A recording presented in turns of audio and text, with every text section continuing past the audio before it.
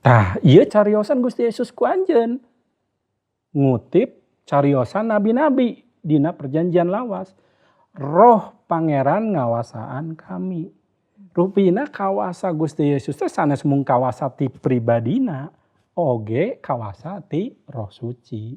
Janten satunggal, teu papisah. Henteu oge papalimpang, Roh Suci hoyong ka ditu, Gusti Yesus hoyong ka ditu, henteu saluyu. Teu parebut, laras-laras saluyu. Margi ieu pribadi Allah.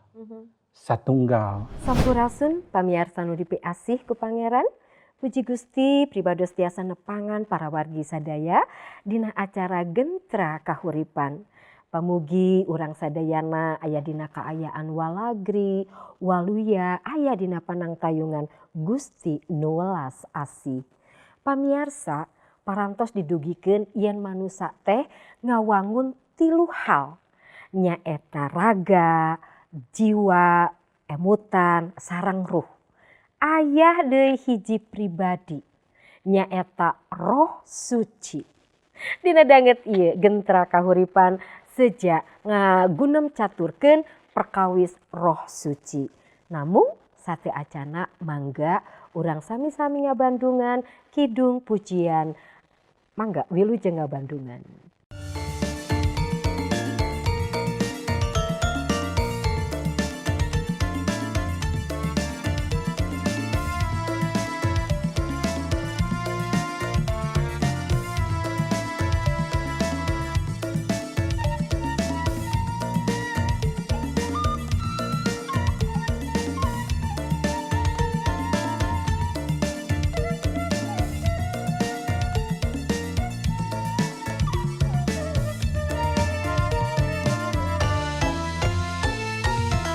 Sabanjung kerang nulung kawing gunung-gunung nunang tawing nu ayana kahirupan eta parantos disorang tiap lengkah hirup abdi nyata pitulung Gusti kakiatan anu sumping ngalangkungan beratna momotan aya alesan kangge abdi teu muji anjeun Gusti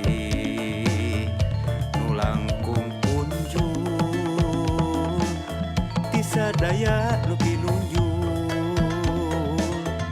kawasa taya watesna nu ngarojong sim abdi waktos dina kalempohan anjeun Gusti nu tetep nyareungan duh Gusti panulung nu sajati anu tara jalir kana janji kakiatan anjeun nu taya tandingna nu teu weleh ngapin sadaya umatna.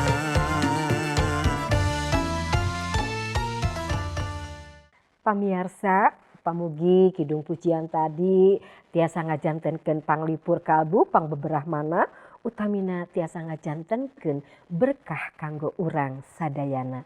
Mangga siwados teu nyangkolong kana waktos urang tempangan narasumber. Haturan wilujeng sumping Kang Adan. Hatur nuhun, hatur nuhun. Sehat? Puji Gusti. Sae. Puji Amin. Gusti. Neng Vera. Hayu siap. Kieu Kang, tepangan anu tipengker urang tos ngaieukeun yen jalmi anu satunggal sareng Gusti tangtos mintonkeun hal-hal anu sae. Leres pisan. Namung ayeuna teh pan Gusti Yesus teh parantos linggih di sawarga. Leres. Ya kan? Kumaha teh itu manunggalna? Kasatunggalanna tebih ieu teh. Mohon. Aya jarak teh atanapi kumaha eta teh? Mohon. Baye hiji hal anu sae pisan nya ku swados eces kangge urang. Gusti Yesus nyangemkeun yen saparantos anjeunna gugah ti nu maot anjeunna henteu lami ti waktos harita numutkeun catatan Injil Gusti Yesus munggah ka sawarga. Salajengna jalmi anu manunggal sareng Gusti teh kumaha kaayaanana upami Gustina munggah ka sawarga. Tadi parantos disebat perkawis pribadi sejen nyaeta anu namina Roh Suci. Kamanunggalan jalmi saparantos Gusti Yesus munggah ka sawarga nyaeta kamanunggalan dilebet di pimpinan Roh Suci. Malihan dina tepangan-tepangan satacanana tos disabit. Jalmi nu percanten ka Gusti Yesus mah hirupna anu kawitna mawa karep sorangan dipimpin ku kahoyong sorangan ayeuna mah dipimpinna teh ku Roh Suci. Tah kasatunggalan urang sareng Gusti teh nyaeta Gusti dilebet Roh Suci. Di dinya tah hayu urang tinggal heula perkawis Roh Suci ieu aya dasar pangandika Gusti anu eces kangge urang dina Kajadian 1 ayat anu kadua kieu disangemkeun ku abdi diaos kangge urang sadaya. Harita bumi teh teu puguh wanguna. Kaayanana kacida matak geueumanana. Sagara motah ngaliputan satang karaking jagat. Alam poek ngajumleng. Pangawasa Allah murba saluhureun sagara. Ieu pangandika Gusti upami diaos ku urang teu aya kecap Roh Suci.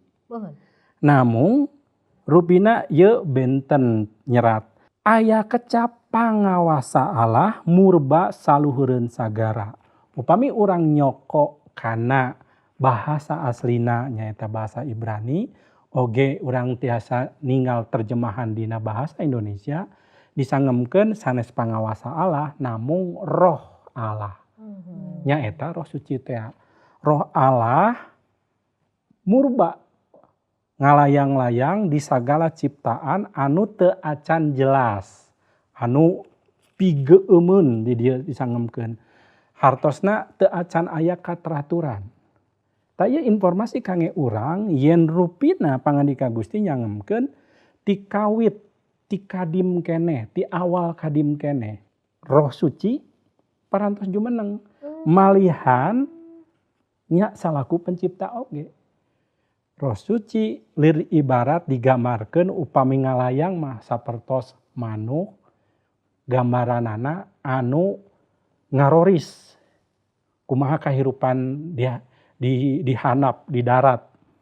Ti luhur ningal tiasa oge manuk anu ngaroris kumaha sayangna aman henteu. Lir ibarat heulang atanapi manuk-manuk sejen kangge ningal kaayaan. Rupina Roh Suci anu midamel eta. Lajeng salajengna ieu Roh Suci ngalangkungan Roh Suci penciptaan salajengna diatur di panta-panta. Tiasa aya poe, tiasa aya waktos, tiasa aya daratan, tiasa aya oge lautan. Oge sadaya hal. Diciptakeun bulan kangge nyaangan wengi, panon poe kangge nyaangan beurang, ngawasaan beurang saurna sareng saterasna. Ciptaan-ciptaan janten raos, janten katata. Pan urang oge ninggal upami kaayaan acak-acakan mah. Teu puguh di mana brukna teu raos barang-barang ge. Tah mangsa harita sateu acan Roh Suci barang damel kaayaan bumi teh kitu. Barang Roh Suci barang damel kateraturan kalebet waktos. Janten aya siang, aya wengi. Sareng sajabina. Aya hari, aya bulan, aya taun. Tah ngalangkungan naon? Ngalangkungan pamaluruh ti Roh Suci eta. Tah janten rupina numutkeun pangandika Gusti dumasar dina Kajadian 1 ayat 2 ieu Roh Suci teh tos barang damel ti kadim keneh. Janten leres urang gaduh hiji kayakinan yen tilu pribadi dina kasatunggalan Allah teh nyaeta Allah Rama, Allah Gusti Yesus sareng Allah Roh Suci. Tah ieu anu baris ku urang diobrolkeun dengan ayeuna. Janten Roh Suci teh aktif. Miara numutkeun pangandika Gusti di dieu. Kecap ngalayang dina bahasa Indonesia, dina terjemahan bahasa Indonesia eta teh ngaroris sakumaha manuk teh. ku kaasihna, ku kadeudeuhna ningal kayaan anu teu acan rapih, nu teu acan raos kapandang, Roh Suci barang damel. Patali sareng kumaha Roh Suci barang damel teu benten sareng salira urang. Janten urang oge pan ngawengku 3 hal nyaeta raga, jiwa atanapi emutan sareng roh. Nya kitu oge antawis Roh Suci Allah Rama sareng Gusti Yesus barang damel sasarenga teu papisah. Lajeng oge numutkeun Ayub dina perjanjian lawas. Punten pangaoskeun dina Ayub 33 ayat 4. Ieu patali sareng saha Roh Suci teh. Ayub 33 Mohon kitab Ayub ayat nu ka-4 anu kieu unggalna Roh Allah geus nyiptakeun kuring sarta maparin hirup ka kuring. Tah, Roh Allah geus nyiptakeun kuring. Nyiptakeun di dieu oge maparinan hirup.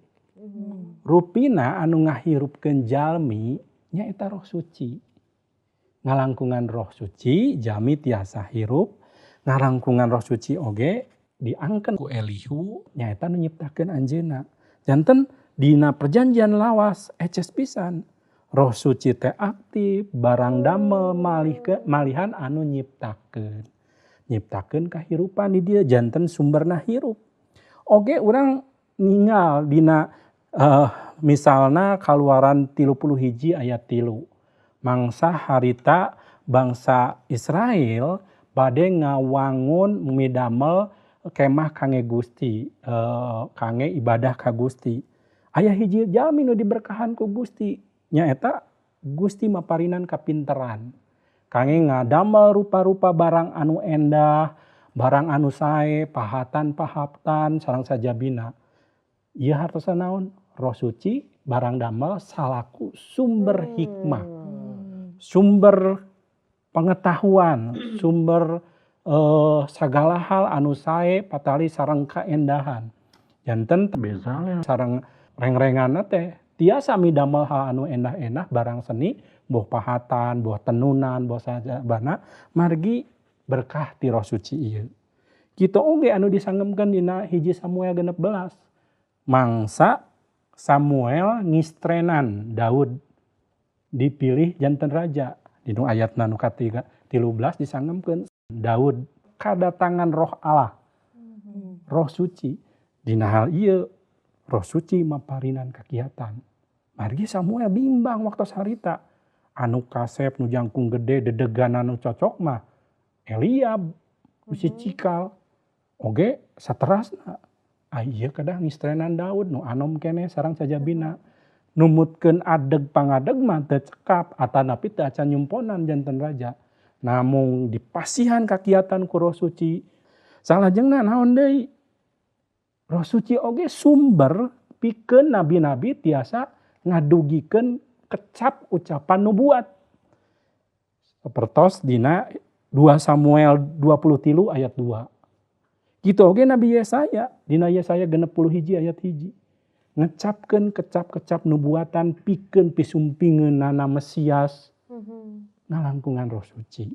Kecap-kecap nubuatan nu didugikeun ku nabi eta mangrupikeun padamelan atanapi karyana Roh Suci. Janten urang tiasa ningal di dieu ngalangkungan sababaraha sumber pangandika Gusti kumagi seueur keneh sumber sanes anu sami nyangemkeun yen Roh Suci parantos aya, parantos jumeneng malihan aktif barang damel henteu petot-petot ti awal kadim nyiptakeun tur dugi ka engke puncakna Roh Suci sacara langsung diutus patali sareng kasatunggalan jeung atanapi sareng umatna sareng anu percanten diutus secara langsung satunggal sareng urang. Namun dina konteks perjanjian lama Roh Suci teh masih keneh ngawasaan teh ka jalmi-jalmi secara pribadi teu acan kasadayana. Benten sareng kaayaan engke saparantos Gusti Yesus munggah ka sawarga. Tah kitu. Janten sok sanaos anjeunna ayeuna linggih tos aya di sawarga namun eta aya nu roh suci teh leres anu tetep aya ngancik dina diri urang. leres Nya teh. pisan. Mohon. Tah upami kitu Pak, kan roh suci teh saurna aktif ngidamel kahirupan dina dunia ieu teh. Mohon. Tapi sawaktos Gusti Yesus jumeneng ka dunia ieu teh, nah peran roh suci sareng Gusti Yesus teh Kumaha? bentrok gitu Pak, kumaha gitu. Bawa perebut lapak. Hoyong langkung dieceskeun. Leres iya penting pisan. Tangtos urang tos nyangemkeun patali sareng kasatunggalan bujeng-bujeng antawis roh suci Allah Rama sareng Gusti Yesus. Malihan jalmi oge upami tos satunggal sareng Gusti mah moal aya bentrok pasti saluyu. Komo deui ieu pribadi Gusti nya. Hayu urang tinggal heula geura. Contohna urang tinggal dina Lukas 1 ayat 35. Malaikat ngawaler, Nyai bakal disumpingan ku roh suci, bakal diliputan ku kakawasaan Allah. Kusabab kitu eta putra anu bakal medal teh suci, bakal disebut putra Allah. Tah, patali sareng Gusti Yesus, peran roh suci nu kahiji nyaeta rupina Gusti Yesus teh kalebet jalmi anu suci margi mangsa dikandung ku Ambu Maria. Dikandungna teh sanes ku sapertos ilaharna jalmi. Biologisnya. Muhun sanes biologis ku kawasa roh suci. Tah peran nu kahiji. Janten roh suci dikawit perjanjian lawas dugikeun ka mangsa Gusti Yesus. Sumping anjeunna tos cumarios perkawis kasumpingan Gusti Yesus. Tadi abdi nyangemkeun nubuat nabi-nabi. Salajengna nya kawasa roh suci eta oge anu ngajamah kakandungan Ambu Maria dugikeun ka bobot ku kersana Gusti Yesus. Sanes ku hal anu ilaharna jalmi. Kitu tah eta nu kahiji. Nu salajengna oge roh suci teh maparinan kawasa. Dicatet dina kitab-kitab Injil dilaporkeun bahwa ku Lukas sareng ku Matius nyangemkeun yen samangsa Gusti Yesus sateu acan diistrenan ku roh suci dicatet dina Lukas 3 ayat 22 Gusti Yesus teu acan pelayanan. Naon ieu hartosna? Hartosna rupina sok sanangos Gusti Yesus tos jeneng tos aya malihan tos siap pelayanan. Roh suci tetap barang damel, peranna tetap aya, nyaeta naon negeskeun. Ngistrenan Gusti Yesus. Saurna roh suci lungsur dina rupa manuk japati. Salajengna Gusti Yesus pelayanan. Ngabewarakeun yen karajaan Gusti parantos caket, kedah tobat, kedah nampi Gusti Yesus. Salajengna naon deui peran roh suci zaman Gusti Yesus jumeneng waktu sarita. Nya eta ngurapi langsung, ngistrenan langsung Gusti Yesus. Eta dicatat dina Lukas 4 ayat 18. Dina Lukas 4 ayat 18 punten pangaoskeun. Lukas 4 ayatna 18. 18 anu kieu unggalna, Roh Pangeran ngauban kami. Sabab kami kumantena ditangtukeun kudu mawa warta pikabungaheun kanu mariskin. Kami kumantena diutus kudu ngabewarakeun yen para tawanan bakal dibebaskeun, nu lalolong bakal dibarentakeun, nu dikaniaya baris dilepaskeun. Tah, ieu cariosan Gusti Yesus ku anjeun. Ngutip cariosan nabi-nabi dina perjanjian lawas. Roh Pangeran ngawasaan kami. Rupina kawasa Gusti Yesus teh sanes mung kawasa ti pribadina, oge kawasa ti roh suci. Janten satunggal teu papisah. Henteu oge papalimpang, roh suci hoyong ka ditu, Gusti Yesus hoyong ka henteu saluyu. Teu parebut, laras-laras saluyu. Margi ieu pribadi Allah. Satunggalnya sareng Gusti Allah. Nu pamungkas neng punten pangaoskeun Rum 8 ayat 11. Lamun roh Allah anu geus ngagugahkeun Yesus tina maut jumeneng ka jero hate aranjeun, tangtu eta anu ngagugahkeun Kristus tina maut teh bakal ngahirupkeun deui badan aranjeun anu keuna ku maut tea. Sabab roh mantena jumeneng di jero hate aranjeun.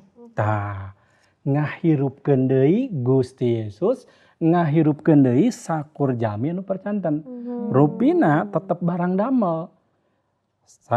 Mangsa Gusti Yesus parantos cumpon sadaya raraga pikeun nyalametkeun jalmi di kai dipalang, Gusti Yesus nyarenkeun nyawana. Tapi gugah deui. Rupina Roh Suci nu ngagugahkeun di dieu. Anu ngahirupkeun Gusti Yesus kalayan eces sareng ngahirupkeun urang. Hartosna naon tetep barang damel, tetep saluyu, henteu papalimpang. Kumargi kitu urang terang paos yakin yen Gusti Yesus teh hirup kawasa kana duniana anu paraeh, margi parantos paeh lajeng hirup deui. Ngalangkungan kawasa Roh Suci oge. Ta eta perkawis Roh Suci di zaman Gusti Yesus teh peranan naon? Ta eta pisan. Tah, upami ayeuna peran Roh Suci kanggo jalmi-jalmi anu percanten kanggo gereja teh kumaha gitu. Leres. Gusti Yesus tos angkat, Gusti Yesus tos munggah ka sawarga. Mangsa Gusti Yesus urang parantos eces bieu, ayeuna kumaha tah? Mangsa Gusti Yesus tos munggah, kumaha urang anu percanten? Nya disebat zaman gareja atanapi jalmi-jalmi nu percanten ka Gusti Yesus. Saparantos munggahna Gusti Yesus, salajengna jalmi-jalmi nu percaya teh disebat gareja. Zaman gareja mohon. Tah hayu urang tinggal heula dasarna pangandika Gusti dina Rasul-Rasul hiji ayat 8.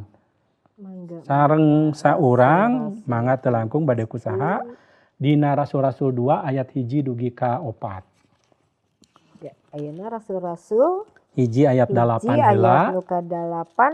Tapi maraneh lamun Roh Suci geus sumping bakal narampak kawasa pikeun jaradi saksi-saksi kami di Yerusalem, di sakuliah Yudea, di Samaria nepi ka tungtung bumi. Tah punten anu pasal 2 na Neng, punten. Pasal 2. Ayat hiji dugi ka 4. Dina poe Pentakosta, umat anu palercaya teh karumpul di hiji tempat. Dumadakan ti langit aya anu ngaguruh sada angin gede. Tuluy minuhan saeusi imah anu keur dicaralikan. Breh katembong ku aranjeunna aya anu ting suliwer hurung saperti seuneu, bangunna siga letah-letah. Areuteup kasakur anu araya di dinya.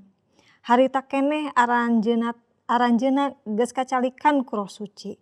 Tuluy salah saurang ku basa-basa sejen, nurutkeun gerak ti Roh Suci teh. Nubuatna Gusti Yesus cumarios nu dicatet ku Lukas nyaeta dina pasal hiji ayat 8. Mangsa Roh Suci lumungsur ka aranjeun baris janten saksi ngawitan ti Yudea, Samaria dugi ke ka tungtung bumi. Prak-prakanana eta kajantenan iraha nyaeta nu dicatet anu diaos bieu Neng. Pasal 2 ayat hiji dugi ka 4. Kitu wangunna, kitu wujudna. Waktu harita jalmi-jalmi teh di kawasaan ku Roh Suci. Euteup ka masing-masing nu hadir di dinya saurna.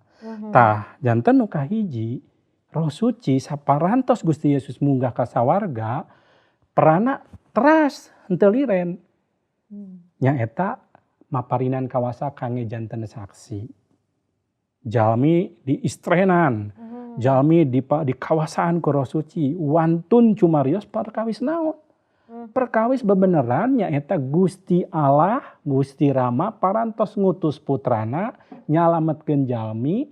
Eta sadaya bebeneran anu dicatet ku pangandika Gusti, eta disaksikeun ku jalmi-jalmi didorong ku kawasa Roh Suci. Gaduh wawanen, gaduh kakiatan, gaduh komitmen jalmi-jalmi anu dilinggihan ku Roh Suci teh kangge janten saksi.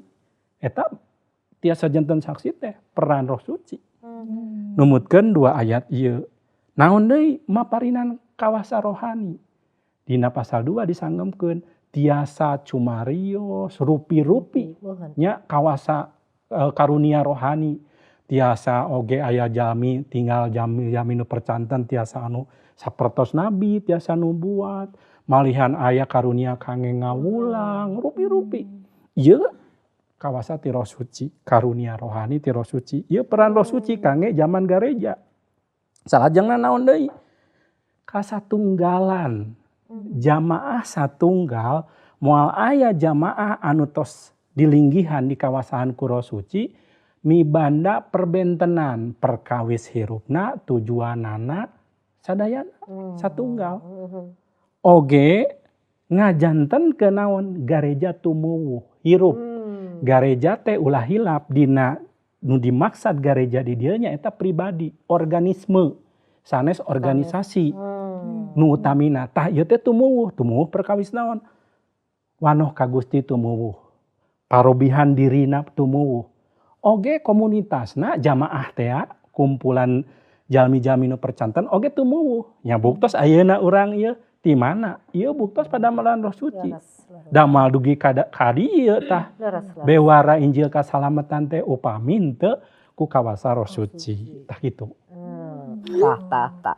Tadi tos di eceskeun di awal kadimna, ketika aju menengna, menang Gusti Yesus. Tah, engke upami di akhir zamana itu kumaha masih kena aya eta teh Roh Suci teh, Roh Kudus teh terus naon peranna engke teh. Leres. Tangtos penting kadinya, tapi satajan kadinya kumaha secara pribadi. Secara pribadi nah buktos Roh Suci barang damel secara pribadi urang lepas pribadi kumaha? Hayu urang tinggal heula. Dina Yohanes 14 ayatna anu ka-16 dugi ke-17. Kami rek nyuhunkeun ka Rama, sarta Rama bakal maparin ka maraneh hiji panulung sejen, anu bakal nyarengan ka maraneh salalawasna. Eta panulung teh nyaeta Roh Allah anu bakal nganyatakeun hal Allah nurutkeun anu saestuna. Eta roh kudunya mah moal katarima, sabab dunya mah ka eta teh teu nenjoeun, teu nyahueun.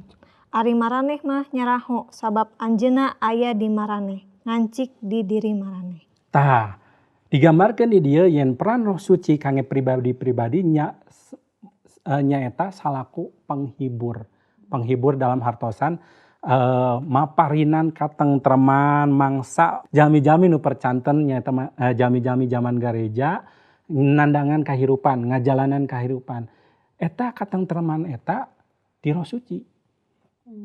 Roh Suci anu maparin kitu oge dina Rum 8 ayat 14. Eta oge padamelan Roh Suci. Kalebet Galata 5 ayat 22 dugikeun ka 23. Eta oge buah-buah roh anu dihasilkeun, anu dipintonkeun, nu dipidamel, nu diwujudkeun ku putra-putra Gusti ku jami-jami nu percanten anu satunggal sareng Gusti teh eta padamelan Roh Suci. Tadi patali sareng akhir zaman ieu rada siga nama waktos. kumaha nya. Urang teraskeun mah dinu tepangan salajengna atuh masih keneh aya waktos. Da Gusti mah masih keneh masih hanolongrang ka urang sadayana. Panasaran janten sadayananya. Abdi ge di dieu sadayana panasaran, tangtos oge para wargi sadayana panasaran. Namun waktos tos teu nyekapan deui urang eseskeun deui mudah-mudahan di tepangan anu kapayun. Leres mangga. Mung sakieu anu tiasa didugikeun pamuga janten berkah kanggo urang sadayana. Hatur nuhun pamirsa, cak Gusti Yesus ngaberkahan.